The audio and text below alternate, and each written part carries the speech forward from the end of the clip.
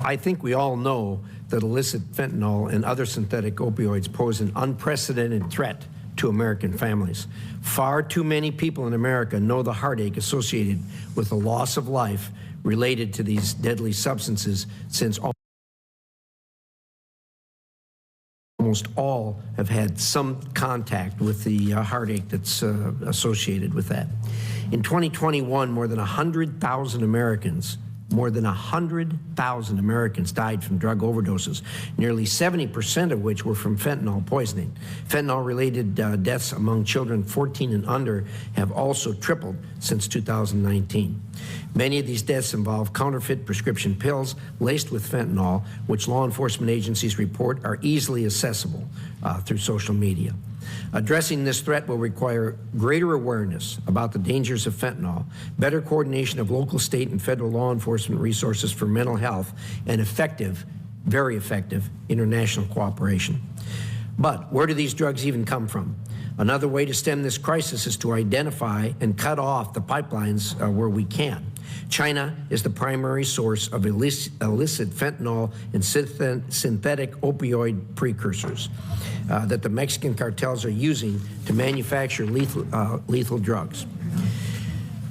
They're then smuggling these drugs into the United States. Chinese traffickers and money launderers are also increasing cooperation with Mexican cartels.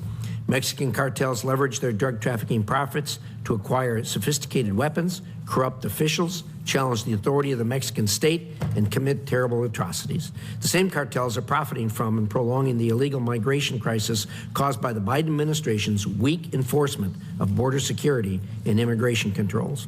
Several of my Senate Foreign Relations Committee colleagues and I released a report last year offering concrete recommendations to improve border security.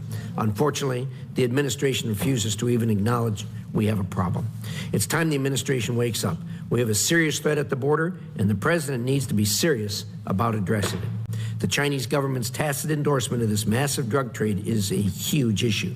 Yet the readout of the president's meeting with Xi Jinping in November makes no mention whatsoever of this really serious problem. Worse, if China is complicit in supplying fentanyl that comes to the United States, then we need to consider an appropriate sanctions regime. Chinese officials should also understand that drug-producing or transit countries eventually become drug-using countries. China's complacency could have dire consequences for the future of its nation. I encourage President Obrador of Mexico to deepen our bilateral security cooperation for the sake of our region's security and prosperity.